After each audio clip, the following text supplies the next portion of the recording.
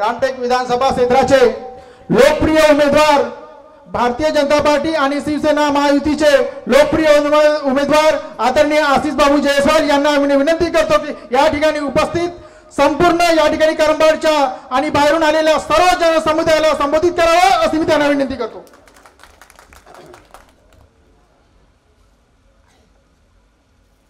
हिंदवी स्वराज्याचे संस्थापक छत्रपती शिवाजी महाराज, भारतीय घटनेचे शिल्पकार महामानव डॉक्टर बाबासाहेब आंबेडकर यांना अभिवादन करतो. ज्यांची मला आज खूप उणीव भासत आहे असे माझे वडील बंधू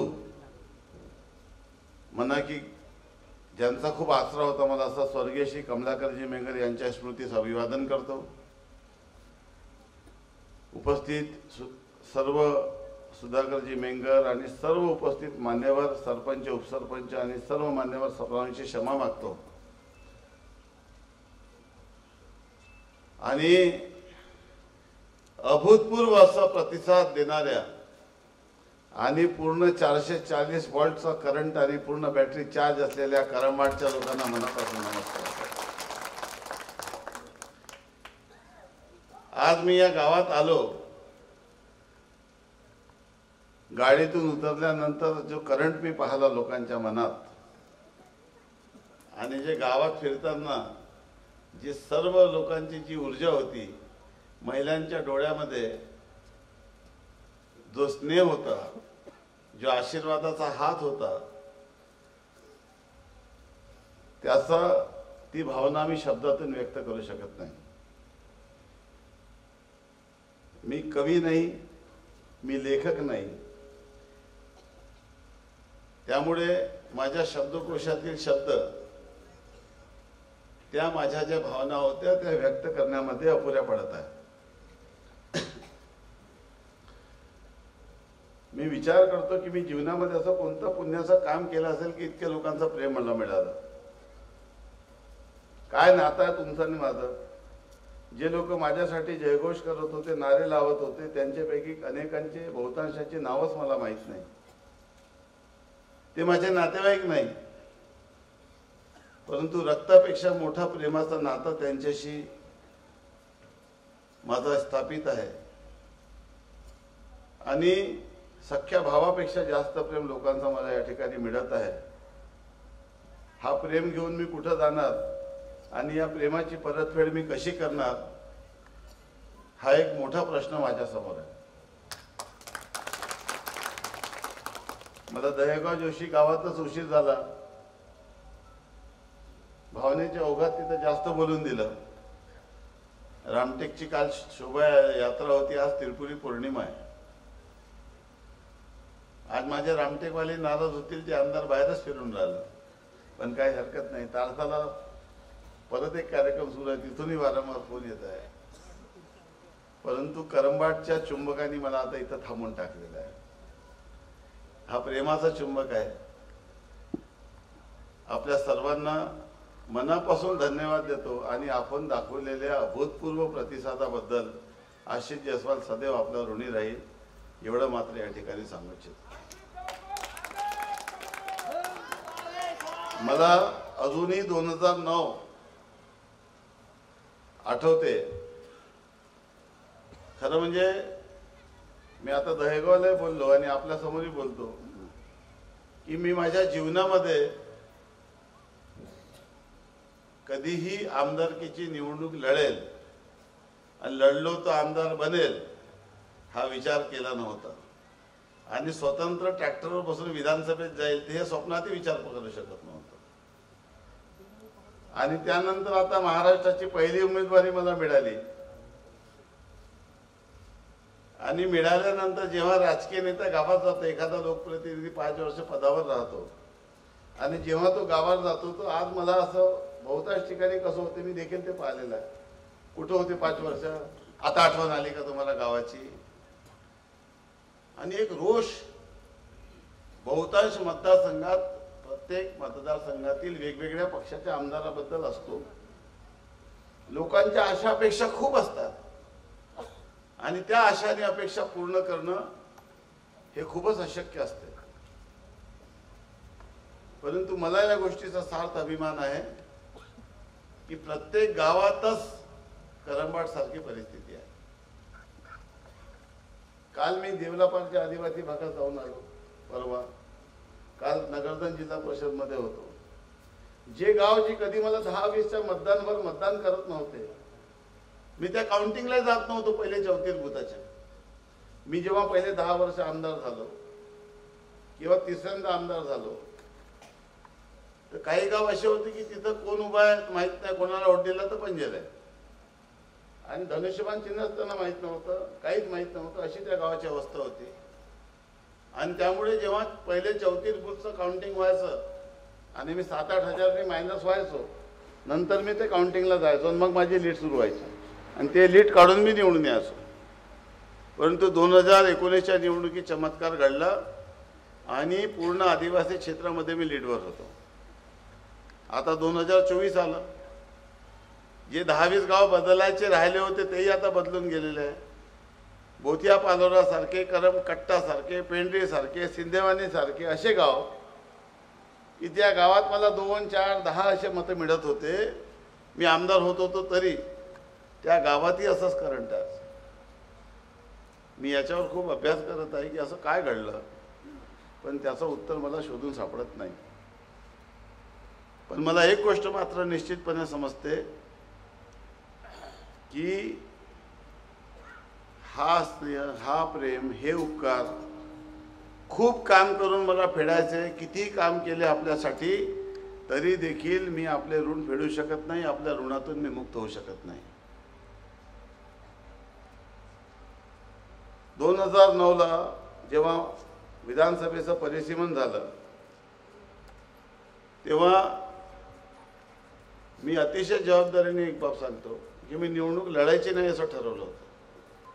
पण फक्त मेंगर कुटुंबाच्या नावामुळे मला निवडणूक लढण्याची हिंमत आली. अतिशय प्रामाणिकतेने काम करणारे कुटुंब, भारतीय जनता पक्षाची धुरा वर्षानुवर्षापासून सांभाळून या ठिकाणी काम करत होतं. नारायणरावजी तांदुळकर पासून तर वेगवेगळ्या लोकांनी अतिशय विपरीत परिस्थितीमध्ये या ठिकाणी पक्ष उभा केला आणि त्यामुळे मला गाव माहीत नव्हते, काही माहीत नव्हतं, गावाचे नाव माहीत नव्हते, तरी देखील मी या भागाचा आमदार झालो. हा ईश्वरीय चमत्कार शिवाय काय असू शकते. रामटेकमध्ये मी रामटेकचा आमदार व्हावा हे कोणी देखील स्वप्नात विचार करू शकत नाही. माझा तो सोडून द्या, कारण की निवडणूक लढण्यासाठी, निवडणूक जिंकण्यासाठी आणि तिकीट मिळवण्यासाठी, तिकीट प्राप्त करून घेण्यासाठी जी काही गुणवत्ता लागते त्या कुठल्याही गुणवत्तेमध्ये मी नव्हतो. सीट देखील भारतीय जनता पार्टीच्या कोट्यात होती. नांदेड जिल्ह्याची बिलोली नावाचा एक मतदारसंघ, 10 जागेची पोटनिवडणूक झाली आणि 10 जागेची पोटनिवडणूक झाली तर बिलोली, नांदेड जिल्ह्याची बिलोली या मतदारसंघामधली जागा गोपीनाथ मुंडे साहेबांनी हट्ट करून मागितली आणि त्या 10 जागेमधली त्यांनी मागितली बिलोली आणि मोबदल्यात दिली रामटेक, आणि रामटेक ही शिवसेनेच्या कोट्यात आली. मी जिल्हा परिषदचा सदस्य झालो होतो आणि आपली राजकीय महत्वाकांक्षा त्या दिवशी फिरीत झाली होती ज्या दिवशी आपण जिल्हा परिषद सदस्य झालो. आपल्याला जीवनात एकच इच्छा होती की आपले वडील जिल्हा परिषद सदस्य आहे, साला आपल्याला कोणी कपाट करंट नाही म्हणलं पाहिजे. आपण त्याच्या किमान वकील झालो, त्याची जागा घेतली, खुर्चीत बसलो, प्रॅक्टिस सुरू केली आणि एकदा जिल्हा परिषदच्या सदस्य झालो तर कमीत कमी बापाचं नाव पुराने डुबवलं नाही एवढं आपल्याला सर्टिफिकेट पाहिजे होतं. आणि त्यामुळे मी जिल्हा परिषदची निवडणूक लढलो. नशीब बघा, मी ओबीसीमध्ये निवडणूक, ती जागा जिल्हा परिषदसाठी ओबीसीसाठी आरक्षित झाली आणि मी 2 महिन्या पहिले ओबीसीमध्ये आलो. म्हणजे मग जिल्हा परिषदचा सदस्य झालो आणि अशोक गुजर लोकसभा लढले. त्यांनी आमदारकीचा राजीनामा दिला आणि माझ्यावर तिकीट घरी आली की तुला लढायचं आहे. मी म्हटलं बाबा मी कुठं लढणार आहे, पण मला निवडणूक लढवली. तत्कालीन माझे नेते संजय निरुपम यांनी. मी ती निवडणूक हारलो. परंतु 1 वर्षानंतर जेव्हा जनरल निवडणूक झाली 1999ला, तेव्हा मला 18,000 मतं जास्त मिळाले आणि या मतदारसंघातून रामटेक मतदारसंघातून तेव्हाचा हा रामटेकमध्ये नव्हता. मी आमदार झालो 2004ला दुसऱ्यांदा झालो, 2009ला पारशिनी मिळून तिसऱ्यांदा झालो, 2014ला मी जिंकलो नाही, परंतु मताधिक्य मात्र माझा तसाच राहिला. त्यानंतर 2019ची निवडणूक आली, मला कोणी तिकीट द्यायला तयार नव्हता, पण मी हिम्मत केली, ट्रॅक्टरवर बसलो आणि तुम्ही मला ट्रॅक्टरवर बसून महाराष्ट्राच्या विधानसभेत पाठवलं शेतकऱ्यांचा प्रतिनिधी.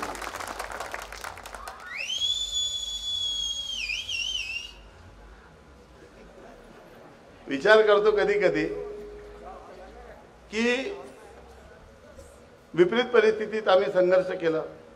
सरकार काँग्रेसची होती आणि हे सर्व सरकार काँग्रेसची असताना लोकांच्या आशा अपेक्षा पूर्ण करायचे होतं. विधानसभेमध्ये वेगवेगळ्या संसदीय आयुधांचा वापर करायचो, कधी या मंत्र्याकडे जायचो, कधी त्या मंत्र्याचा, कोणाचे हात जोडायचे, कोणाचा नमस्कार करायचा, कोणाशी प्रेमाचे संबंध करायचे, काम करत गेलो. आणि जेव्हा 2009च्या नंतर 2009 ते 14 आमदार झालो, तेव्हा 2014ला जेव्हा मी पडलो, तेव्हा एक मात्र खरं होतं की पारशिनी तालुक्याच्या लोकांनी तेव्हाही देखील मला लीड दिली होती, जेव्हा की माझा पक्षाचं तेव्हा इथं कुठं अस्तित्व नव्हतं. मग 2019ला जे काही झालं ते आपल्याला ठाऊक आहे. आता झालं 4 टर्म झाली. मला वाटलं कधीतरी आता आपल्याला थोडंसं थांबवायला पाहिजे. मी एक दिवस विमानात फडणवीस साहेबांसोबत जात होतो. एक दिवस मी त्यांना विनंती केली की देवेंद्रजी आता मला निवडणुकीच्या राजकारणातून मुक्त करा. म्हणजे काहून तू म्हातारा झाला का? म्हटलं स्वतःसाठी कितीदा मतदान मागायचं?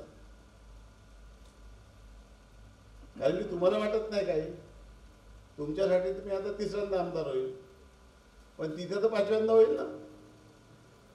आणि तेव्हा काय झालं होतं, तेव्हा जी काही परिस्थिती झाली 2014ला अर्ध्या रात्री युती तुटली, खूप गडबड झाली, पण ठीक आहे, जे झालं त्याचा मला काही पश्चाताप नाही. परंतु 2014 ते 19 मी आमदार नव्हतो, तरी मात्र दर आठवड्याला मुंबईला जात होतो, कामं करत होतो, गावागावात जात होतो. आणि बावनकुळे साहेब माझे मित्र, हे जिल्ह्याचे पालकमंत्री होते, माझे मित्र महाराष्ट्राचे मुख्यमंत्री होते, तर त्यांची ताकद आणि ऊर्जा मला मिळाली आणि मी काम करत गेलो. त्यांनी जे जे काम सांगितलं ते मी करत गेलो. त्यांची सर्वांची इच्छा होती की 2019मध्ये मी लढावं, परंतु त्यांच्या कोणाच्या हाती गडकरी साहेब माझ्यासोबत होते, फडणवीस साहेब माझ्यासोबत होते, बावनकुळे साहेब माझ्यासोबत होते, हे सर्वच माझ्यासोबत होते बहुतांश लोक, तरी मला कोणी उमेदवारी देऊ शकली नाही. परंतु मी उभा होतानाच पहिले सांगितलं की उभं झालं तर मला विड्रॉल करायला सांगायचं नाही, कारण की मी म्हटलं होतं की रेकॉर्डवर हे नसलं पाहिजे की देवेंद्रजी फडणवीस अशी आणि गडकरी साहेबांनी मला म्हटलं की आशिष विड्रॉल घे, आणि मी विड्रॉल घेतलं नाही, हा दाग माझ्या जीवनात लागू द्यायचा नाही, मी फॉर्म भरलं तर विड्रॉल घेणार नाही, तुम्ही मला विनंती करायची नाही. हे जेव्हा त्यांनी मला आश्वस्त केलं तेव्हाच मी उभा झालो. हे वस्तुस्थिती आहे. त्यांनी सांगितलं की मी माझ्या उमेदवाराचा प्रचार करायला येईल, पण एक गोष्ट मात्र त्यांनी मला सांगितली की रेड्डी निवडून आला तर मला आनंद होईल, पण तू निवडून आला तर मला 51% आनंद होईल, आणि रेड्डी निवडून आले तर मला 49% आनंद होईल. त्यांनी आले, प्रचार केला, पण माझ्याबद्दल एकही शब्द वाईट बोलले नाही. मी निवडून आलो. कदाचित नियतीला हे मंजूर होतं की 2019ला जी महाविकास आघाडीची सरकार आली, त्या सरकारला बदलण्यासाठी मला काही विशेष जबाबदारी होती माझ्याकडे. या सर्व आमदाराला कन्व्हिन्स करून आपल्याला महाराष्ट्रात सत्ता परिवर्तन करायचं आहे, हे काम कदाचित नियतीला माझ्या हातून घडवायचं होतं, म्हणून मी अपक्ष निवडून आलो आणि आज महाराष्ट्रात पुन्हा महायुतीचे सरकार आले. 2 वर्ष, मागील 2 वर्ष 3 महिने या महाराष्ट्रामध्ये सरकार असताना तुम्ही कधी विश्लेषण करता का? तुम्ही कधी याचा विचार करता का की काय फरक पडला महाराष्ट्रात? अरे मला सांगा, 1995ला महाराष्ट्रात जर युतीची सरकार आली नसती, माननीय नितीन गडकरी महाराष्ट्राचे मंत्री झाले नसते, तर आज महाराष्ट्र कसं राहिलं असतं? ज्या लोकांनी 1995 पर्यंत सत्ता भोगली त्या लोकांनी महाराष्ट्राला कसं ठेवलं? गडकरी साहेब झाल्यानंतर या भागाचं चित्र कसं बदललं गावागावाचा? काय एक नितीन गडकरी नावाचा व्यक्तीचं नाव इतक्या प्रेमाने आदराने लोक घेतात कारण की त्यांचं काम तसं आहे. पुन्हा महाराष्ट्रामध्ये 2014 ते 19 सरकार असताना काय काय झालं हे मला आपल्याला सांगण्याची गरज नाही, परंतु विशेष करून मागील 2 वर्षात माननीय शिंदे साहेब आणि माननीय देवेंद्रजी यांचे सरकार महाराष्ट्रात आल्यानंतर 1 रुपयामध्ये शेतकऱ्याला पीक विमा मिळवणारा देशातील पहिला राज्य महाराष्ट्र आहे. गोपीनाथ मुंडे शेतकरी अपघात विम्यामध्ये विमा कंपनी पैसे देत नव्हती, मी विनंती केली, सरकारने ती मान्य केली, विमा शब्द काढून टाकला, सानुग्रह अनुदान तहसीलदार द्यायला लागला. नियमितपणे कर्ज भरणाऱ्या शेतकऱ्याला 50,000 मिळू लागले. धान उत्पादक शेतकऱ्याला पहिले 30,000 बोनस, मग 40,000 बोनस मिळू लागला. पीएम किसान प्रमाणे 6,000 मिळत होते, सीएम किसानचे 6,000 मिळू लागले. आता मुख्यमंत्री महोदयांनी सीएम किसानचे पैसे वाढवून त्याला 15,000 करून टाकलेले आहे. मला विचार सांगा, तुम्ही सांगा की जरी सरकार महाराष्ट्रात आली नसती तर शेतकऱ्यांचं वीज बिल माफ झालं असतं का? ही सरकार जर महाराष्ट्रात आली नसती तर 7.5 हॉर्सपावरपर्यंत शेतकऱ्यांचा वीज बिल मोफत वीज त्यांना मिळाली असती का? ही सरकार जर महाराष्ट्रात आली नसती, एक मुलीने आत्महत्या केली, बापाने सांगितलं की माझी मुलगी, मी मुलाला शिकू शकतो, मुलीला शिकवण्यासाठी माझ्याकडे पैसे नाही. या व्यवस्थेने कॉलेजची फीस खूप मोठ्या प्रमाणात वाढवून टाकलेली आहे. त्या मुलीने आत्महत्या केली. संवेदनशील सरकार याला म्हणतात की 258 अभ्यासक्रम, MBBS, D.Pharm, M.Pharm, इंजिनिअरिंग, मुलीचं शिक्षण फ्री महाराष्ट्रात झालं असतं का? जन्म मुख्यमंत्री माझी लाडकी बहीण योजना आली असती का? आता तर महिला फुल फॉर्म मध्ये आहे. जिथं गेलो तिथं माणसं कमी आणि बाहेर जास्त दिसतात. एसटी मध्ये 50% सूट. म्हणते तुम्ही घरी बसा, मी आतो लग्नात जाऊन. ज्या बाईला लोकांनी घरी बसून ठेवलं होतं, चुल्याने मूल सांभाळला, ती बाई आता लग्न समारंभ आणि इतर कार्यक्रम अटेंड करायला घरच्या बाहेर निघाली. लेक लाडकी योजना आली, जन्म घेतलेल्या बाई लक्ष्मी आली म्हणत होतो कोंड्यानी, पण पैसा लक्ष्मी नव्हतं, बापाला टेन्शन यायचं. आता पोरगी झाली, 1 लाख रुपये लेक लाडकी योजना सरकारने सुरू केली. ही पिंक रिक्षा योजना सुरू केली. महिलांसाठी स्वतंत्र पर्यटन धोरण आणलं. बिझनेस करण्यासाठी महिलांसाठी आता बचत गटाची मोहीम 15,000चं रिव्हॉल्विंग फंड 30,000 केलं.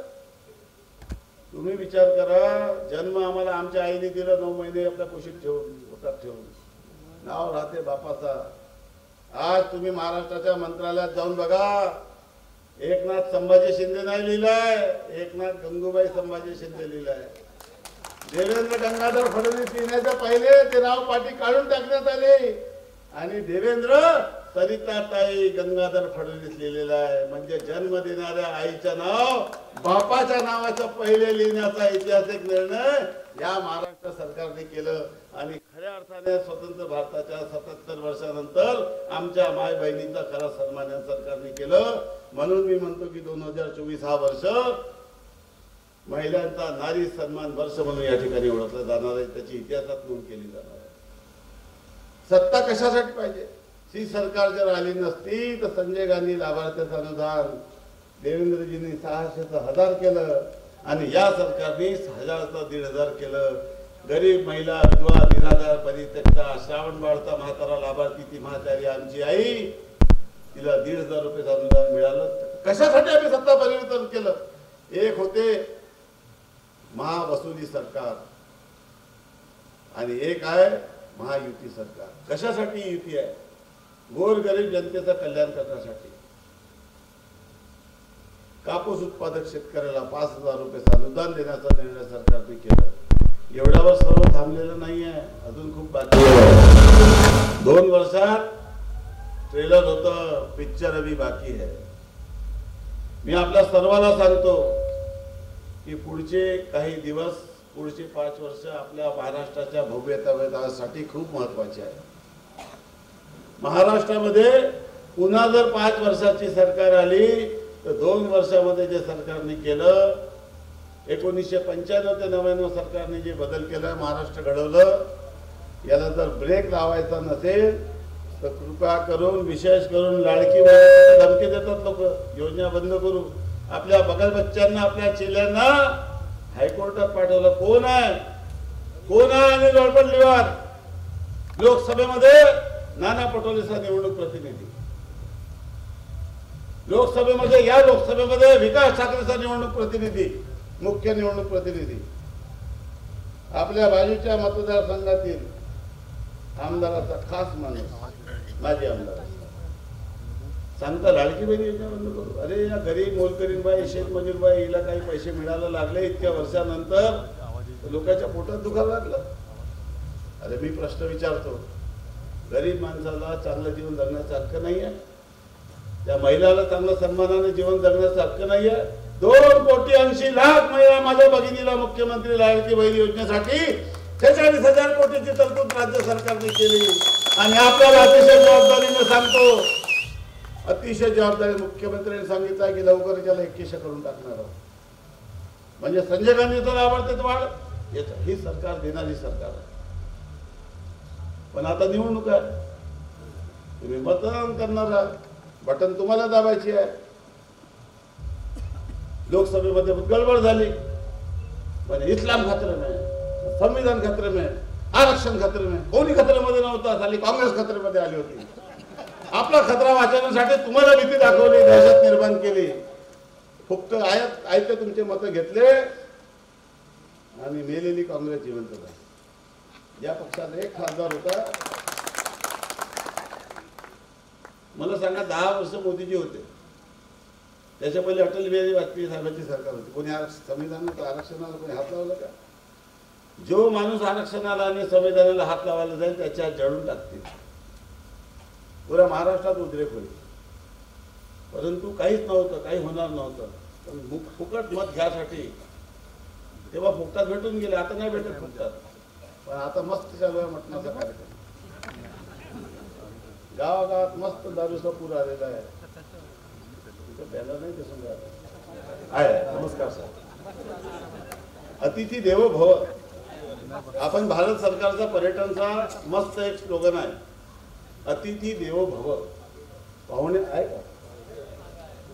पाहुणे आले, नमस्कार. पाहुणे आले, आपलं काम आहे अतिथी देवो भव. पर्यटक कशाला येतात इथं? आपला कुवारा बिझनेस. आता मी 20 कोटी रुपये मंजूर केले, असा बनवून राहिला तो बेवड जुना दगडाचा, शिर्डीसारखा. 5-5 कोटी रुपयाच्या बोटी येत आहे. एक बोट मध्ये 5-5 बेडरूम आहे. टेंडर झालेला, वर्क ऑर्डर झालेला आहे. जागतिक दर्जाचा पर्यटन क्षेत्र करत आहोत. अशा बोटी जातील नवेगाव, खरी ते कोलीत मारा, किरंगी, Chhapra.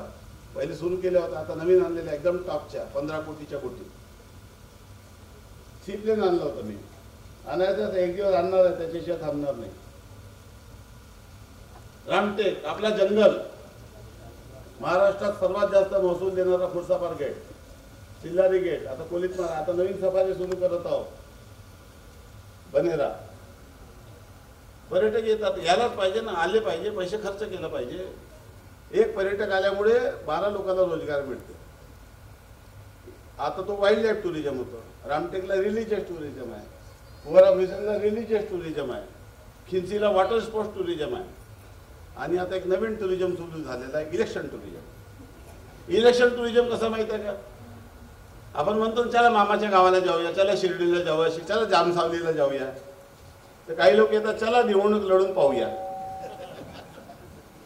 Nagpur to Umred to Kamthi, Kamthi to Ramtek, Ramtek to नंतर सावनेर. केदार साहेब लक्षात ठेवा, पहिले तुम्ही यांना मंत्री केलं, आमदार केलं, ते विधान परिषदेमध्ये 2 मतांनी.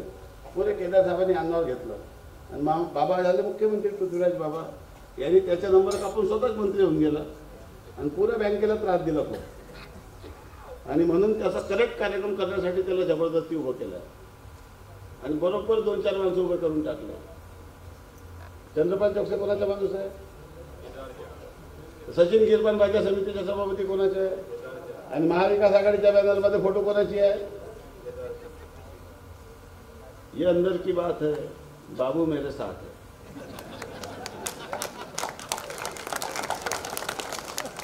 याला माहितच नाही पडलं. आणि काँग्रेसचे काही कार्यकर्ते बहुत खराब होते, याची बडी परिस्थिती अडचणीची होती.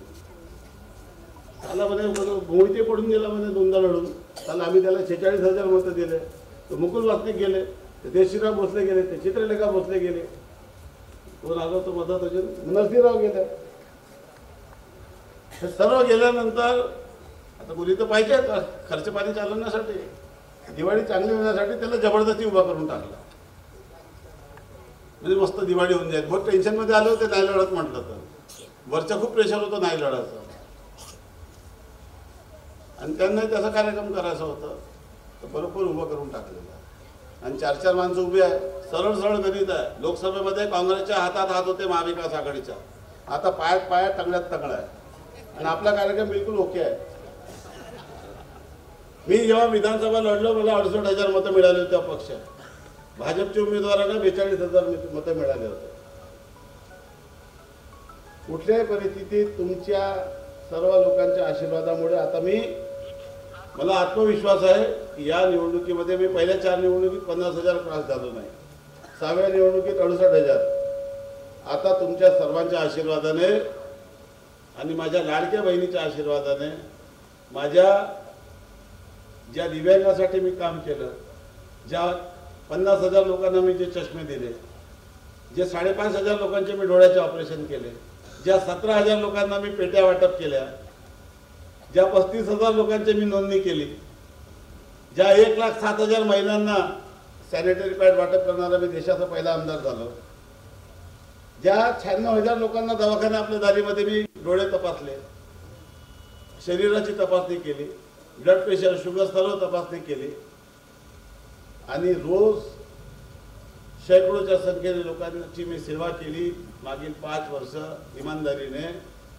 त्या सर्व लोकांचा आशीर्वाद मला 1 ते 1.25 लाखाच्या वर नेल्याशिवाय राहणार नाही. हे म्हणतात त्यांना कळतच नाही मी कसं निवडून येतो, हे तर मलाही नाही कळत. तुम्हाला का सांगू? आणि तुम्ही शिक्षण सम्राट आहे, तुम्ही डोनेशन घेता लोकांपासून, ऍडमिशन द्यायची, घेता की नाही घेत? सांगा बरं. आता स्वतःची जात बदलून लोक मतं मागतात. म्हणजे जरांगे पाटील असताना सांगतात मी ओबीसी आहे, बरोबर आहे. एखाद्या कुणब्याच्या एखाद्या तेलाच्या पुराला फुलवेमध्ये ऍडमिशन दिली का कधी कोणाला? दाखवा बरं पुढे विधानसभेत. तिथं मान सटासट अंदर. तर मी यांना म्हटलं की तुम्ही जिंकता कसं? म्हणजे नेहमी मला विचारते. म्हटलं माझ्या कॉलेजमध्ये ऍडमिशन घ्या, डोनेशन द्या, तर मी तुम्हाला सल्ला देईन. गमतीचा विषय जाऊ द्या, पण ती वस्तुस्थिती आहे. या लोकांनी विदर्भाचा विकास का झाला नाही? या लोकांनी स्वतःच्या शैक्षणिक संस्थांना आपला स्वतःचा विकास केला. जनता गेली खड्ड्यात. तुम्ही काय करा? तुम्ही गावामध्ये एकमेकांशी लढत राहा. गावात काय वाटप करायचं नाही वाटप करायचं, एकमेकाच्या तक्रारी करा. आघाडीचे ग्रामपंचायतमध्ये भांडा, खुर्मस करा, पोलीस रिपोर्ट करा, माऱ्या करा, कोर्टात लढा, सेवा सरकारी बँक द्या, खरेदी विक्री द्या, आणि मस्त लढत राहा आणि माझी दुकान चालू ठेवा. आपलं काम म्हणता बाळमजा म्हणता असं काही असं नाही चालत. हा आयुष्य आपल्याला मैत्री कमवण्यासाठी कमी आहे. इथं शत्रुत्वाला स्कोप ठेवू नका. कशाची खुन्नास आहे? आणि निवडणूक राजकारण ह्याला काय करायचं? अरे माणसाच्या जीवनामध्ये बदल घडवायला काही मतदारसंघाला काही चांगलं करा. हे लोक मतदार बिचारे रांगेत लावून पुढे 2 लाख लोक मतदान करतील. कशासाठी? एका माणसाला आमदार करण्यासाठी, एका माणसाचं भविष्य बनवण्यासाठी नाही. या गावाचं भविष्य बनलं पाहिजे, या एरियाचं भविष्य बनलं पाहिजे. गाव कसे होते? अरे आज मला अभिमान आहे. या 5 वर्षामध्ये तुम्ही मला ट्रॅक्टरवर महाराष्ट्र विधानसभेत पाठवलं. 50 कोटी रुपयाचं खाली माणूस बिलकुल मंजूर केलं. माझ्यालाच नवीन पालीमध्ये 40 कोटी 50 कोटीचं परत नवीन करून मंजूर केलं. त्या घाटोला वावरामध्ये नवीन कोण मंजूर केलं. तर मध्ये नवीन कोण मंजूर केलं. एक पूल बनल्यामुळे तिकडचे इकडचे पूर्ण गावाशी बोलून घेतले. जे कल्पना इतर माणसाला अजून 25 वर्ष आमदार आले कुठेही आली नसती, त्यांनी 5 वर्षात पहिल्या टर्ममध्ये मुटकून टाकले. दुसऱ्यामध्ये चुकीला पहिले नव्हतं की 5 वर्षात कुठे गेलं असतं, कारण तेव्हा 70 पक्षाचा आमदार झाला असतो. तर काही टेन्शन नाही. पुन्हा सरकार आली, खाली कोरोना आलं आणि दिवस रात्र परत मरत होतो लोकांसाठी. हे ऑक्सिजन सिलेंडर त्या पायशिनीमध्ये पेशंटला आणत होतं. हे किट वाटप लॉकडाऊनमध्ये लोक पैसा नव्हते. हे रस्त्यावर मजे सुरू होते. तुमचा आमदार रस्त्यावर होतं, घरी सोबत नव्हतं, आईसोबत, मुलासोबत, बायकोसोबत दूर येते, खोली जापत होतं, भीती वाटत होती. रोज रात्री असं वाटत उद्या त्यावेळी काय नाही. लोकांचा जीव आपल्या समोर जाताना पाहिला लाशा पडली होती, कोणी हात लावायला तयार नव्हतं, कोणी अंत्येष्टी करायला तयार नव्हतं. लॉकडाऊन मुळे लोक मरत होते, पान ठेले बंद होते, चहाच्या टपऱ्या बंद होत्या, ऑटो बंद होते, सर्व बंद होते, लोक उपाशी मरत होते. लोक रस्त्यावर निघू लागले, म्हणजे उपाशी नाही मरणार, बिमारीने मेलो तरी चालेल, अशी अवस्था होती. तुमचा आमदार रस्त्यावर होता, 2 महिने फिरलो दवाखाने तो दवाखाने. ऑक्सिजन सिलेंडर हे पैसेवाले कुठे आहेत? नमस्कार. हे लॉकडाऊन कर घरी बसले होते. आता सांगतात मी कर्मपुत्र. कुठे आहे कर्मपुत्र? लिहिलंय की नाही? प्रगतीची झळक चालेल, मराठीची अशी त्याची करून टाकली झळक. काही टेन्शन नाही. मी कोणाला टीका करून आमदार व्हायचं नाही. मला तुम्हाला खरं सांगतो, मला माझ्या कामावर आमदार व्हायचं आहे. दुसऱ्यावर आरोप करून मी आमदार नाही होऊ शकत. तो खराब आहे म्हणजे मी चांगलं नाही राहू शकत. मला माझी लायकी, माझी पात्रता, माझं काम, माझी सेवा, माझे कार्य हे लोकांना दाखवा लागेल की होय मी तुमच्यासाठी केलं म्हणून मला मतदान करा. तो नालायक आहे म्हणून मला मतदान करू नका असं म्हणणाऱ्यापैकी मी नाही. आणि त्याचं काम कसं सुरू आहे? त्याने बरोबर कार्यक्रम केलेला आहे. तू माझ्यावर आरोप करू शकत नाही. एक माणूस कॉन्ट्रॅक्टवर घेतला. आता कसं झालं, बॅनर बांधणाऱ्याचे रेट फिक्स झाले, होर्डिंग लावणाऱ्याचे रेट फिक्स झाले. हे का कार्यकर्त्यांनी लावले का? कॉन्ट्रॅक्टवर झालेलं आहे. आता भाषण देणारे लोक कॉन्ट्रॅक्टर मिळतात. मिंगर साहेब, कधी तुम्हाला भाषण देण्यासाठी माणसं लागले जसं पाहिजे तसं भाषण देण्यासाठी आमच्या रामटेकमध्ये वक्ते अवेलेबल आहे. रेट पक्के आहे त्याचे. प्रत्येक भाषणाचे 50,000 रुपये सभा. आणि विधानसभा असेल तर रेट जास्त राहतील. ग्रामपंचायतीचे रेट वेगळे, जिल्हा परिषदचे रेट वेगळे. हां नाही, 4 आणे ते तो गाणं म्हणून दाखवता नाही, रेट थोडे जास्त आहे. आणि बरोबर बघा, जसं गायक राहते ना, सिंगर. आता मी कुवारा बिसर महोत्सव घेतलं होतं, 2दा घेतलं. रामटेकला शिरा महोत्सव घेतला. तर बरोबर कार्यक्रमाला बोलवा लागते. जसं हेमा मालिनी आली, जसं कैलाश खेर आलं रामटेकला, इथं हंसराज रघुवंशी आला, युग रामराज का आ गया, तो मोहित चव्हाण आला, ते बरोबर तबला पेटीवाले आपल्यासोबत आणतात. तसं आता हे राजकीय नेते देखील आपल्यासोबत पोंगा घेऊन बोंबलणाऱ्यासोबत आणतात. आणि जशी स्क्रिप्ट दिली तसे वाचून दाखवतात. काय सांगता, अबे तुम्ही नवरदेव बनवून आणलं एखाद्या माणसाला लग्न करासाठी, तर का म्हणायला पाहिजे? हा पोरगा खूप साजरा आहे, याच्याकडे शेती आहे, ओलीत आहे, मोटर पंप आहे, पीक आहे, गोडाऊन आहे, याच्याकडे 4 चाकी गाडी आहे, पोरगा सोबरा आहे, सुंदर आहे, गोरा गोपटा आहे, आणि याच्यासाठी आमच्या पोराला तुम्ही पुरी द्या.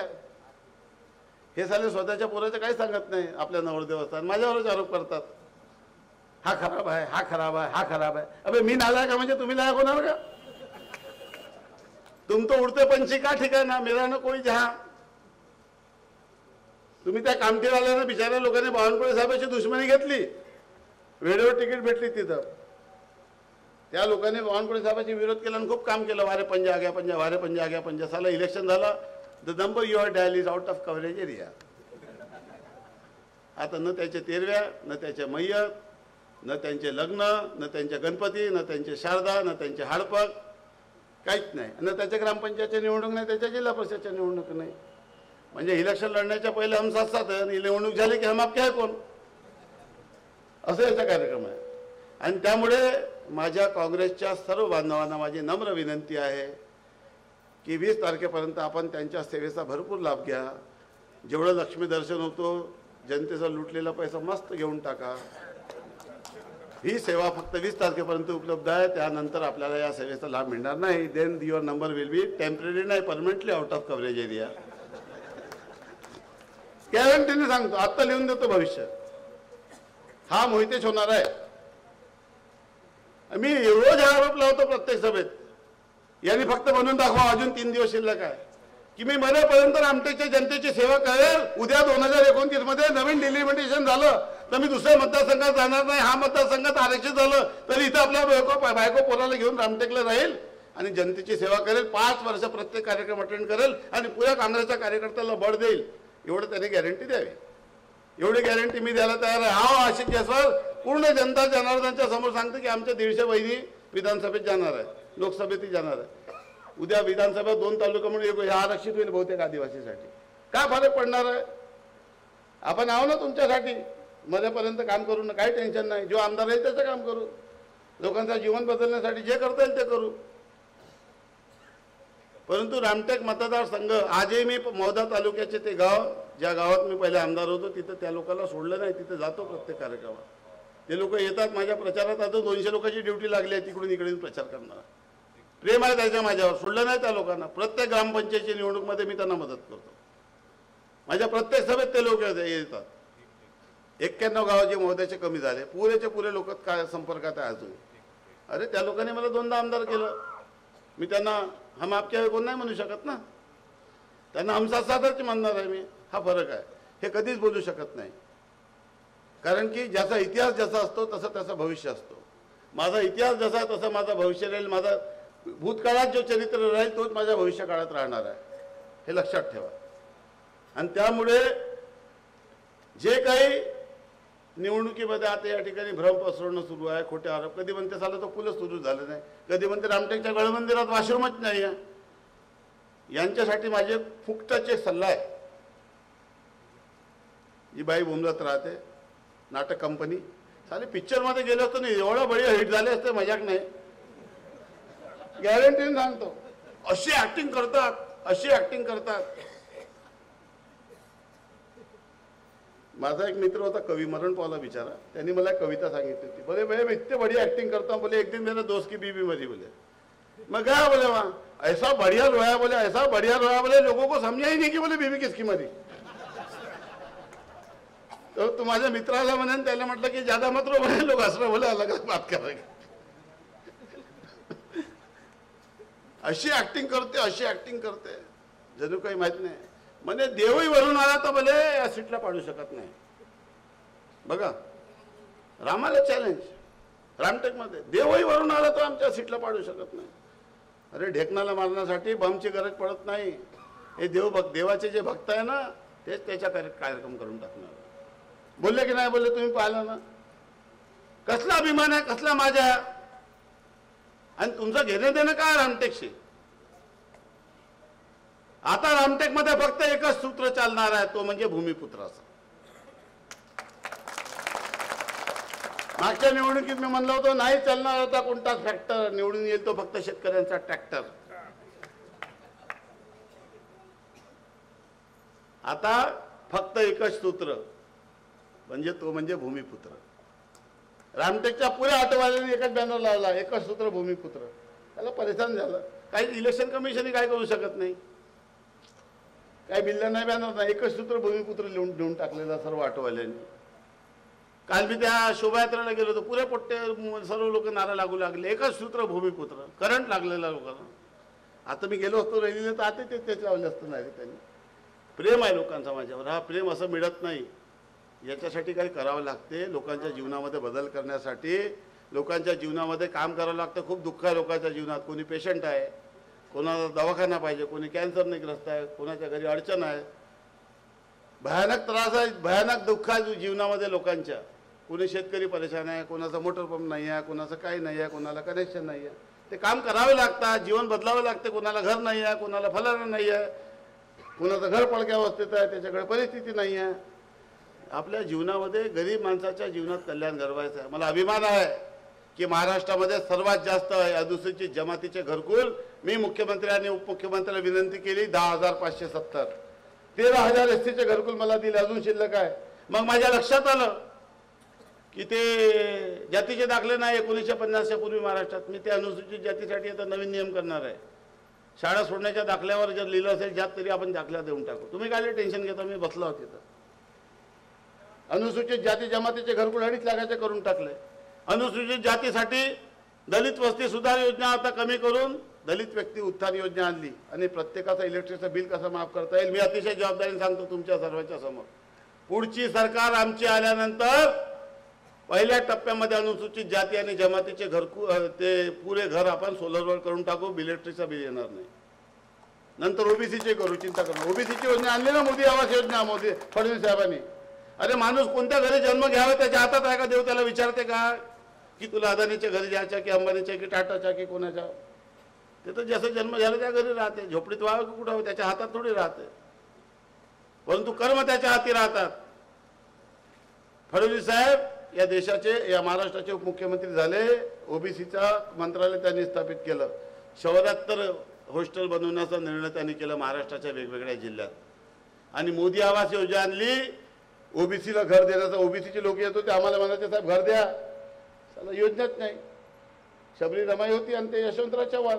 परंतु मोदी आवास योजना आली आणि मला आता कोटा कितीचा दिला, 41,030चा. पुऱ्या ग्रामपंचायत, तुमच्या सरपंच मॅडम तुम्हाला माझ्या ग्रामपंचायत माझं पत्र आलं, त्यात पुऱ्या ग्रामपंचायतचा पत्र दिलं, कोणी सरपंच असो आणि कुठल्याही पार्टीचा व्यक्ती असो, पुरे ग्रामपंचायत गाव पाठवा. लोकांनी पाठवले. 17,000च्या वर नाव ग्रामसभेच्या ठराव घेऊन DRDला पाठवून दिलेलं आहे. यादी आता लगेच मंजूर होईल, सर्वांचे घर सुरू होतील. मग त्या घरावर सोलो टाप द्यायचा. प्रत्येक माणसाला ज्या ज्या गरजा त्याच्या दैनंदिन जीवनामध्ये त्याला गरिबीच्या खाईतून आपल्याला बाहेर आणायचं. सत्ता ही सेवेचं माध्यम आहे, सत्ता ही भोगण्याची वस्तू नाही. यांना सत्ता पाहिजे पदाचा उपभोग घेण्यासाठी. मला आमदारकी पाहिजे पदाचा उपयोग करण्यासाठी, जीवनामध्ये लोकांचा बदल करण्यासाठी. हा फरक आहे महायुती आणि महाविकास आघाडीमध्ये. नाही तर एवढे वर्ष सरकार राहिली, कशाला अशी अवस्था करून ठेवली असती लोकांची. आम्ही विरोधी पक्षात राहून संघर्ष करू करू जगलो. सत्तेसाठी सत्तेचा मोह कधी आला नाही, कधी मंत्रिपदासाठी स्वतःची लॉबिंग केली नाही. मुख्यमंत्र्यांनी जाहीर केलं की तुमचा आमदार, तुम्ही याला आमदार निवडा, मी याला आमदार करेल. नाही झालं तरी काही टेन्शन नाही. आपण भलं आपलं मतदारसंघ भलं, आपल्या पूर्ण वेळेवर आपल्या मतदारसंघाचा जनतेचा हक्क. मी पहिले सांगून टाकलं होतं माझ्या मंत्रिपदाचे टेन्शन घेऊ नका. मी सर्वात सिनियर एकच आमदार आहे आशिष जयस्वाल की जो मंत्री झाला नाही, आणि त्याच्यासाठी मला अजिबात शल्य नाही. मी म्हटलं की कोण उमरेट कोई भिवापूर आणि कोण उस्मानाबाद बीड लातूर फिरत राहील. आपल्या पूर्ण वेळेवर आपल्या मतदारसंघाचा अधिकार आहे. मी माझी प्रॅक्टिस बंद केली, माझी शेती कॉन्ट्रॅक्टने देऊन दिली दुसऱ्याला, माझी राईस मिल बंद करून टाकली. 24 आवर्स 365 डेज, सकाळी उठल्यापासून रात्रपर्यंत कोणी माणूस जो अडचणीत असेल तो आपल्यापर्यंत आला असेल, त्याचं समाधान झालं पाहिजे, त्याचा विकास झाला पाहिजे, त्याचा व्यक्तिगत लाभाचा त्याला योजना झाल्या पाहिजे. हे पेटीचा अर्ज लोकांना त्रास होत होता, मी करेक्ट कार्यक्रम करून टाकला. 17,000 पेट्या वाटप केल्या, 35,000 लोकांची नोंदी. नो ग्रामसेवक, नो कॉन्ट्रॅक्टरची गरज नाही, नो दलाल, डायरेक्ट बेनिफिट, ओनली DBT. आता 5,000 रुपये अकाउंटमध्ये टाकण्याचं त्या दिवशी मुख्यमंत्र्यांनी जाहीर केलं. रात्री 1 वाजता गेले, मला मी एअरपोर्टला सोडलं, पण सकाळी आशिष मुंबईला आहे. मी 4 वाजता घरी आलो, सकाळी 4 वाजता निघालो. 9:30 वाजता शेवटची कॅबिनेट होती 14 ऑक्टोबरला. 12:30 वाजता मुख्यमंत्र्यांनी मीडियाला बाईट दिलं की बांधकाम कामगाराला आपण 5,000 रुपये देणार आहोत, 5,000 कोटी रुपये वाटप करणार आहोत. 630 कोटी रुपये होते. ऑटोवाले, पानठेलेवाले, चहाच्या टपरीवाले, ज्याच्या लॉकडाऊनमध्ये परिस्थिती खराब झाली ते बाहेर झाले, त्यांचं फिरतं भांडवल झालं. मोदीजीने स्वनिधीचे समृद्धीमध्ये त्यांना 10,000 रुपयाचं लोन दिलं. आम्ही ठरवलेलं आहे की आपल्याकडे जे 630 कोटी रुपये शिल्लक आहे, महाराष्ट्राच्या पुऱ्या ऑटो चालकाला आणि पानठेलेवाल्याला आणि चहाच्या टपरीवाल्याला 10,000 रुपये देऊन टाकू, फिरतं भांडवल. देणारी सरकार आहे, घेणारी थोडी आहे. खूप निर्णय आपल्याला करणं बाकी आहे. मी वेळ आपला माझ्याकडे नाही आहे, इतक्या गोष्टी सांगायच्या ते मी सांगू शकत नाही. इतक्या योजनेमध्ये आम्ही बदल केला. संजय गांधीमध्ये, श्रावणबाळमध्ये, लाडक्या बहिणीमध्ये, दिव्यांगाच्या धोरणामध्ये, आणि त्या मतिमंद मुलांच्या शाळेमध्ये इतक्या गोष्टी केल्या की त्याचा उल्लेख मी या ठिकाणी करू शकत नाही. अनुसूचित जाती जमाती, किती गोष्टीमध्ये मी पुढे. ते आम्हाला म्हणतात अरे आशिष जयस्वालनी 90 बौद्ध विहार बांधले, मोठे 50-50 लाखाचे, 40-40 लाखाचे. अरे या मुसलमान लोकांसाठी घरकुल बनवण्याची योजनेची मागणी मी केली विधानसभेत. परमात्मा भवन बांधण्यामध्ये मी महाराष्ट्रात पहिल्या नंबरवर असेल कदाचित. किती किती समाजातल्या किती, मी तुम्हाला आज आपली स्तुती आपल्या तोंडाने करणं योग्य नाही. किती गोष्टी अशा आहे की ज्या होऊ शकत नव्हत्या त्या आपण करू शकलो. कितीतरी काम असे आहे. आता मला सर्वात जास्त बांधकाम कामगाराची नोंदणीचा रेकॉर्ड मला करायचा आहे. पुरे कामगाराची नोंदणी करून टाकू. मग फक्त पेट्या नाही आहे त्याच्यात, स्कॉलरशिप आहे, अनैसर्गिक मृत्यू झाला तर 5 लाख रुपये आहे, उपचार फ्री आहे, लग्न झालं तर पैसे आहे, डिलिव्हरी झाली तर पैसे आहे, प्रत्येक गोष्टीला पैसे आहे ना. मी मेंगर साहेबाच्या घरी तो ऑफिस होता जिल्ह्यात, पुऱ्या दलाला मी मेंगर साहेबाच्या घरी एक ऑफिस उघडलं, एक ऑफिस आपल्या घरी उघडून टाकलं. कशासाठी? पैसे कमवण्यासाठी नाही, दलालांचा राज बंद करायचा आहे, दलालाचा. आणि पुऱ्या महाराष्ट्रामध्ये तुमच्या या आमदारामुळे महाराष्ट्राच्या 358 तालुक्यामध्ये कामगार सुविधा केंद्र हे जिल्ह्यात होते 35 जिल्ह्यात 35, त्याला 358 तालुक्यात उघडण्याचा निर्णय माझ्यामुळे झाला. मला माननीय चंद्रशेखर बावनकुळे यांनी प्रचंड साथ दिली. ते आमची तिघांची जी जोडी आहे ना, बहुत डेंजर आहे. अनहोनी को होनी कर दे, होनी को अनहोनी, एक जग जग जमा होती नो, अमर अकबर एंथोनी. आशिष जयस्वाल, चंद्रशेखर बावनकुळे आणि देवेंद्रजी फडणवीसच्या सोबत बसले तर कोणता निर्णय कसा हिताचा करायचा ते सर्व होऊन जाते. कसा GR काढायचे ते 2 मिनिटात. त्यांनी पूर्ण डिपार्टमेंटला सांगून ठेवलं आहे की आशिष जयस्वाल एखादा प्रस्ताव घेऊन आला तर त्याला ताबडतोब मंजूर करायचा. हे फडणवीस साहेबांनी वित्त विभागाला पूर्ण सूचना देऊन ठेवलेल्या आहे. वेळफार झालेल्या बंधूंनो, मलाही देखील वेळेची अडचण आहे, परंतु मी आपल्याला सांगू इच्छितो की पुढचे 5 वर्ष आपल्यासाठी खूप महत्त्वाचे आहे. एक माणूस आमदार झाला का नाही झाला का त्याच्याने खूप काही फरक पडत नाही. माझी राजकीय महत्त्वाकांक्षा अजिबात नाही आहे. मी आपल्याला सांगतो, आपल्याला पद पाहिजे की प्रत्येक माणसाचे आशा अपेक्षा आणि स्वप्न पूर्ण करायचे आहे. अनुसूचित जाती जमातीच्या लोकांना कल्याण करण्यासाठी कोणाचं होतं सांगा बरं. या कुवारा बिवसन महोत्सव मी केलं, मागे केलं, आताही केलं. त्या भीमाल पेन यांचं जीवनचरित्र, बिरसा मुंडा, राणी दुर्गावती, भक्त बुलंदशाह, पुरा आदिवासीचा इतिहास 3 तासाच्या महानाट्यामध्ये मी बनवलं. आणि पुऱ्या महाराष्ट्रात सांस्कृतिक महोत्सव घेऊन लोकांना जोरदार कार्यक्रमाची मेजवानी देणारा कोण आहे आमदार? तर आशिष जयस्वाल, सुधीर भाऊ मुनगंटीवार सुद्धा आहे. परंतु कशासाठी की आपल्याला हॅपीनेस इंडेक्सवर काम करायचं. माझा मोबाईलचा स्टेटस आहे, जिंदगी न मिलेगी दोबारा. मी पुनर्जन्मावर विश्वास ठेवत नाही. रोज आपल्या आयुष्यातील एक दिवस कमी होतो मदसकोले साहेब. रोज आपण आपल्या जीवनातील एक दिवस आपल्या आयुष्यातील कमी होतो. रोज रात्री आजचा दिवस जीवन आपल्या जीवनातील कमी झाला. आपण रोज एका स्पीडने आपल्या मृत्यूकडे जात आहोत. मग माणसाच्या जीवनामध्ये हॅपीनेस इंडेक्सवर काम करत आहोत. म्हणजे त्याच्या एकूण जीवनातील जेवढे दिवस होते तेवढ्या दिवसामध्ये दुःखाचे दिवस किती आणि सुखाचे दिवस किती. पुऱ्या माणसाचं आयुष्य पैशाचा संघर्ष, कोणाचे ॲडमिशन, फलाना ठिकाणा, बिमाऱ्या फिमाऱ्या याच्यात जात होतं. आपण आपल्या सरकारने निर्णय केला, माननीय मोदीजींनी 5 लाख रुपये आयुष्यमान भारतमध्ये विमा केला आणि महात्मा फुलेमध्ये राज्य सरकारने दिलं. आता हळूहळू आपण या योजनेचे हॉस्पिटल वाढवत आहोत जेणेकरून लोकांचा उपचार फ्री झाला पाहिजे. दवाखान्याचा खर्च आता आपण दिलं ना. तुमच्या दहेगावचा एक ॲक्सिडेंट झाला होता, आत्ता त्याला 1 लाख रुपये दिले. मागच्या 2 वर्षामध्ये 2 कोटी रुपये दिले. 2 कोटी रुपये मागच्या पहिल्या 2.5 वर्षामध्ये 2 कोटी रुपये पुऱ्या महाराष्ट्रात वाटप होत नव्हते. मी एकट्या विधानसभेत 2 कोटी रुपये वाटप करे. 200च्या वर पेशंटला 1-1 लाख रुपये दिले मुख्यमंत्री सहायता निधीतून. खूप काम अजून करणे बाकी आहे. खूप काम अजून करायचं आहे. खूप धोरणं बदलायचं आहे. जीवनामध्ये कशासाठी सत्ता आहे, कशासाठी हे पद आहे की प्रत्येक गावात राहणारे. मी गावाचा वकील म्हणून विधानसभेत गेलो आहे. हे ग्रामीण रस्ते ना, करंबाट पेंढरी,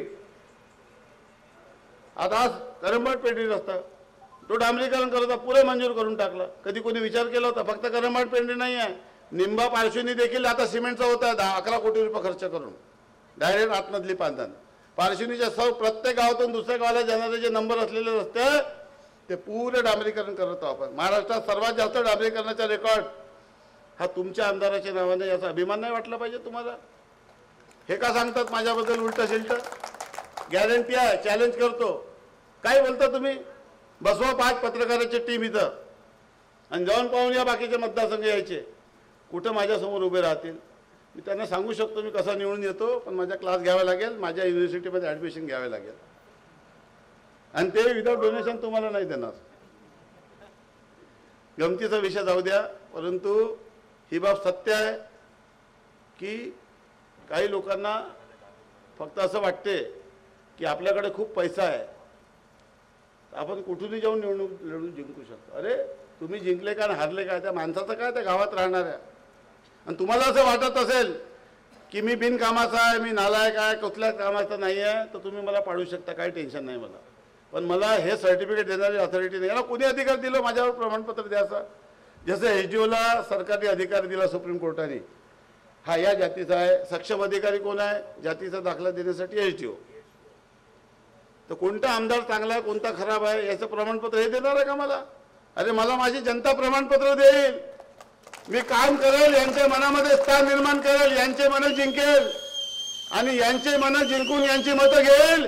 कोणावर कणपट्टीवर बंदूक लावून, कोणाचा पैशाचा प्रलोभन देऊन आणि कोणाला. मला सांगा, करंबाडच्या लोकांनी मला मतदान दिलं, तुम्ही काय माझ्या नात्यातल्या?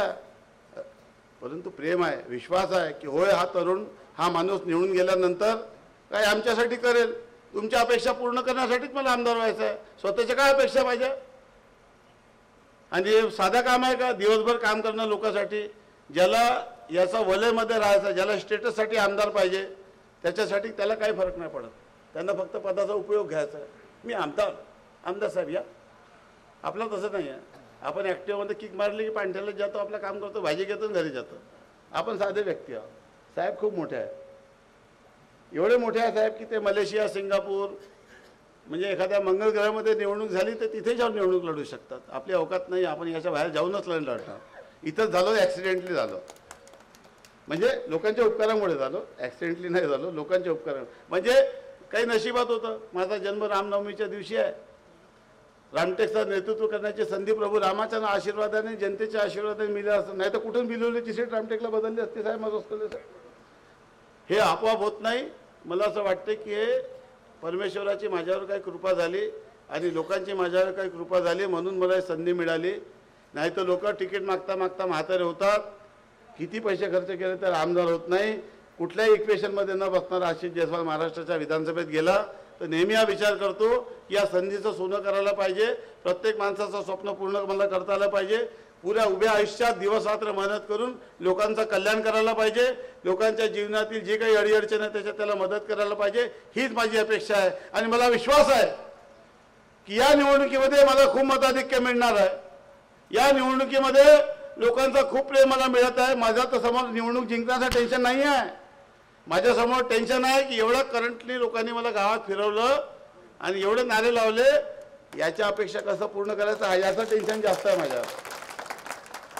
निवडून याचं टेन्शन नाही मला, कारण की अर्ध काम माझ्या सावनेरवाले साहेबच करून राहिले. 4 लोकांना उभं केलं त्यांनी मला निवडून आणण्यासाठी.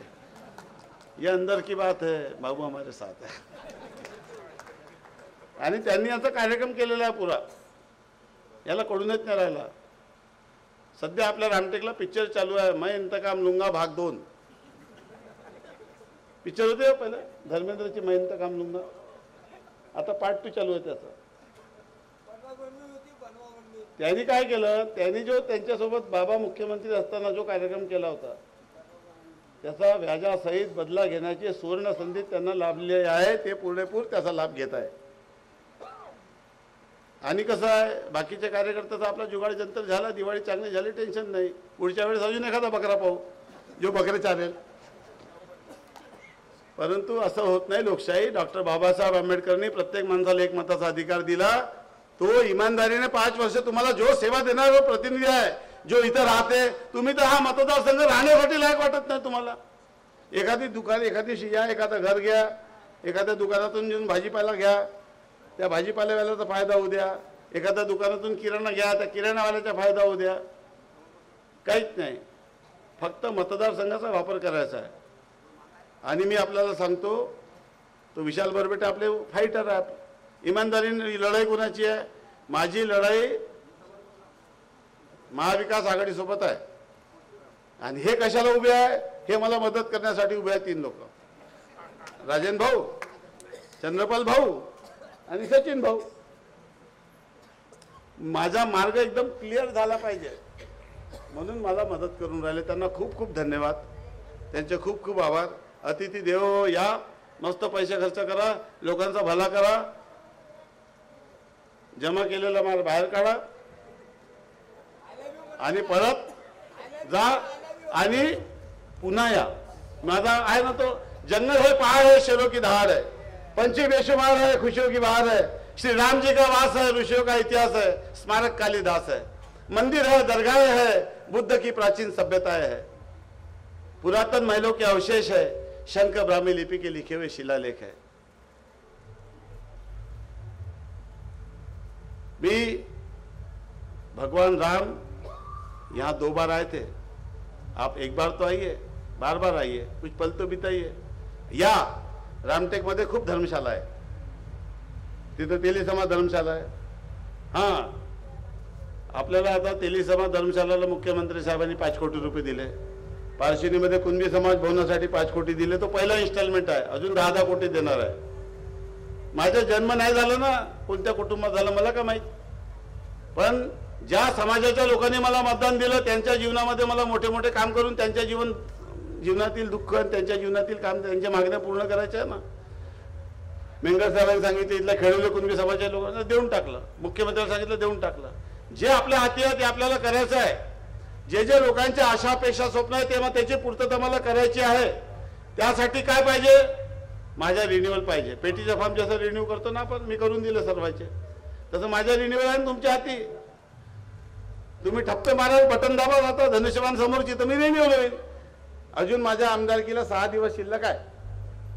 पुढचे 5 वर्ष मी आमदार राहिलो पाहिजे असं तुम्हाला वाटत असेल तर पहिल्या नंबरचे बटन दाबा. आणि करंबाडमध्ये थोडेसे महानुभावपंथीचे लोक आहेत, त्याच्यामुळे इथं नारा लावू शकत नाही, तर बाकी गावात नारा सुरू आहे. खा कोणाकडून मटण पण दाबा, धनुष्यबाणासमोरील बटन. मी आपल्याला नम्रपणे विनंती करतो की लोकशाहीमध्ये आपल्याला जो मताचा अधिकार दिलेला आहे त्या मताच्या अधिकारातून तुम्हाला सेवा देणारा आमदार निवडायचा आहे. कुठल्याही भूलथापाला कोणी काय बोलते त्याच्यावर जास्त लक्ष देऊ नका. लोक सुज्ञ आहे, आपल्या सत्सद विवेक बुद्धीने विचार करा. जे जे लोकांचे आशा अपेक्षा आहे ते पूर्ण आपण करू. त्यांनी 10 वाजून 6 मिनिटापर्यंत चालवलं, तुम्ही टेन्शन घेऊ नका. आपल्या घडीमध्ये जितके वाजले तितके वाजले, पण 2 मिनिटं संपवतो. मी आपल्याला नम्रपणे विनंती करतो की निवडणुकीमध्ये मतदान करून आपण आपल्या मतदारसंघासाठी 5 वर्ष इमानदारीने सेवा देणारा लोकप्रतिनिधी निवडायचा आहे. एखाद्या माणसाचा राजकीय पुनर्वसन करण्यासाठी तुम्ही मतदान करणार का? तो आमदार झालाच पाहिजे, कुठूनही झाला पाहिजे, पण झाला पाहिजे. कोणत्याही पक्षातून झाला, जाय तिकीट. अरे पंजा गायब झाला तसाला, ते सांगतात आम्ही काँग्रेस आलो. त्या नाना पटोले साहेबांनी आणि नाना गावंडेंनी आणि विपुल वास्तविकनी मला सांगितलं की आता हे जेवढे लोक बॅटचा प्रचार करून राहिले, उद्या जिल्हा परिषद पंचायत समितीच्या निवडणुकीमध्ये आम्ही यांना बॅटच देऊ यांच्या हाती, पंजा देणार नाही म्हणे. कारण की पंजा तर त्याच्यासोबत आहे, विशाल भाऊ सोबत, विशाल भाऊ बरबटे. परंतु सामान्य महिला, तुम्ही चिंता करू नका माझ्या लाडक्या बहिणी, सर्व आपण हे पैसे हळूहळू वाढ करणार आहोत आणि महिलांना चांगलं जीवन जगण्याची संधी सरकारने दिलेली आहे. तुमचा लाडका भाऊ एकनाथजी शिंदे आणि देवेंद्रजी फडणवीस, तुम्ही एक विचार करा. मी सर्व महिलांना विनंती करतो, माझं भाषण फेसबुकवर लाईव्ह होत आहे. उद्यापर्यंत माझं भाषण 28,000 30,000 लोक पाहतील. मला सांगा, पहिल्यांदा सरकारने महिलांसाठी एवढे निर्णय केले. कधीच पूर्वीच्या सरकारने या महिलांकडे ढुंकून पाहिलं नाही. तुम्हाला एवढे निर्णय महिलांसाठी घेतले. आता एखाद्या ठिकाणी आपण पेरणी केली आणि तो पीक आला नाही तर आपण काय म्हणतो, पुन्हा पेरणी नाही करायची, तर पीक वापरत नाही. आता तुम्हाला जर सरकारने एवढी मदत केली आणि तुम्ही आपल्या भावाला जर आशीर्वाद दिला नाही, पुन्हा सरकार पाठवली नाही, उद्या कोण महिलांसाठी काम करणार आहे? त्यामुळे आपल्याला माझी विनंती आहे की या सरकारला आशीर्वाद द्या आणि आपल्या मताच्या आशीर्वादाने पुन्हा तुमचे काम चांगल्या पद्धतीने करता आले पाहिजे. पुन्हा शेतकऱ्याला समृद्ध करायचं. मी तर आता नवीन योजना करणार आहोत. अजून खूप प्लॅनिंग आहे आपल्या डोक्यात, पण आता वेळ नाही आहे. मी आपल्या सर्वाला विनंती करतो की आपण येत्या 20 तारखेला धनुष्यबाणाची पहिल्या नंबरची बटन दाबा. आपण 10 गोष्टीमध्ये 20 गोष्टीमध्ये 1 नंबरवर आहोत कदाचित, म्हणून आपल्याला पहिली तिकीट मिळाली. आणि आता आपला बॅलेट पेपर नंबर किती आहे आणि आपल्याला किती मत पाहिजे, किती लाखाच्या वर मत पाहिजे ते तुम्ही द्याल की देणार नाही. आणि मला विश्वास आहे हे आता तुम्हाला परत भडकवण्याचा प्रयत्न करतील. इस्लाम खतरे में, संविधान खतरे में. आता ती दवाई त्याची एक्सपायरी डेट झाली आहे, लोकांना कळलेलं आहे. ती औषध आता काम येणार नाही, लोकांना कळलेलं आहे. मी अतिशय जबाबदारीने आपल्याला सांगतो, या गावातील माझ्या सर्व बांधवांना, की अनुसूचित जातीच्या कल्याणासाठी महाराष्ट्राच्या बजेटमधला 12.5% निधी खर्च करायचा आहे. अनुसूचित जमातीसाठी 9.6% करायचा आहे. त्याचा पूर्ण प्लॅन आणि योजना मीच बनवणार आहोत आणि सर्वात पहिले इम्प्लिमेंटेशन आपण आपल्या विधानसभेत करणार आहोत. 100% गॅरंटी सांगतो. विधवा महिला असेल, बेरोजगार असेल, त्याचं फिरतं भांडवल द्यायचं, सर्व योजना माझ्या तयार झाल्या, त्याचे GR तयार झाले. माझी कमिटी केली होती फडणवीस साहेबांनी. आणि तुम्हाला याचा फरक दिसेल. पण ही सरकार जर गेली आणि परत जर दुसरे लोक बसले, हे जे विकासाचा गाडा आहे ना, 1999 ते 2015 महाविकास आघाडीचे सरकार आली, पुरे काम ठप्प झाले होते. 2.5 वर्षात महाविकास आघाडीचे सरकार आली, पुरे काम ठप्प झाले. मेट्रो बंद, हे बंद, ते बंद. मुख्यमंत्री सहायता निधी खर्च झाला नाही, आम्ही असेच नाही निघालो बाहेर. हे सत्तेचा वापर आम्ही इतके वर्ष विरोधात राहिलो, याच्यातून लोकांचे कल्याण करायचे होते आणि कल्याण करून लोकांचा जीवनामध्ये बदल करायचा होता, ते बदल केलं. सत्तेतून आम्ही सांगितलं की आम्ही शेतकऱ्यांसाठी काय करू शकतो, अजून करायचं आहे ना. मी म्हणत नाही की समाधान झालेलं आहे, भाव मिळाला पाहिजे शेतकऱ्याला, सर्व गोष्टी करायच्या, पण देणार कोण आहे? अंगणवाडी सेविका, आशा सेविका, कोतवाल, पोलीस पाटील, CRP सर्वांचे पगार कोणी वाढवले? आम्ही वाढवले. उन्हापासून अपेक्षा आहे आमच्यापासून. शेतकऱ्यांना कापसाला भाव मिळाला पाहिजे. आहे काही अडचणी नाही आहे, प्रश्न संपतात का? नाही. परंतु न्याय कोण देईल? ज्यांच्या मनात प्रामाणिक इच्छाशक्ती आहे, ज्यांच्या मनात तळमळ आहे, तेच तुम्हाला न्याय देऊ शकतील. ते म्हणजे ते फक्त महायुतीचं सरकार. म्हणून सांगतो आपल्याला, हवी तुम्हाला महाराष्ट्राची वेगवान प्रगती, तर निवडून द्या महायुती. आणि अनेक येतील, अनेक आले, अनेक येतील रामटेक येथून निवडणूक लढायला, पण तुमचा खरा भूमिपुत्र साथ देईल जनसामान्याच्या हाकेला. म्हणून आपल्या सर्वांना नम्र विनंती करतो की 20 तारखेला पहिल्या क्रमांकाचे धनुष्यबाणाचे बटन दाबा. माझा विजय होईल, परंतु माझ्या विजयामध्ये करंबाटचा वाटा नेहमी सिंहाचाच राहिलेला आहे, तो खालीचा राहू शकत नाही. आणि मला विश्वास आहे की आता भविष्यामध्ये जेव्हा निकाल लागेल 23 तारखेला, तर मला करंबाट गावातून खूप मताधिक्य मिळेल आणि त्या मताधिक्यातून जेव्हा तुमचा आमदार 5व्यांदा आमदार होईल आणि कदाचित जर आमदार झाला, तर त्या झाडाचे फळ आणि त्या झाडाची सावली या विधानसभेच्या जनतेला मिळेल. आता तुम्ही निर्णय करायचा की या झाडावर पाणी या झाडाला पाणी टाकून मोठं करायचं आहे की या झाडावर कुऱ्हाड मारायची आहे, हा निर्णय तुम्हाला येत्या 20 तारखेला करायचा आहे. आणि तुम्ही आपल्या मताचा आशीर्वाद मला द्याल, धनुष्यबाणाचे पहिला नंबर समोरील बटन दाबाल आणि मला पुन्हा महाराष्ट्राच्या विधानसभेत 5व्यांदा या 14 कोटी लोकांचा आणि आपल्या विधानसभेचा भला करण्यासाठी पाठवायला अशी अपेक्षा करतो. पुन्हा एकदा पुन्हा करंबाट वासियांना मनापासून धन्यवाद देतो. शब्दरूपी धन्यवाद आता देत आहे, परंतु काम करून तुमची पुन्हा मन जिंकेल आणि पुन्हा तुमच्या गावाचं चित्र बदलेल, हे तुम्हाला वचन देतो. धन्यवाद. जय हिंद, जय महाराष्ट्र, जय भीम.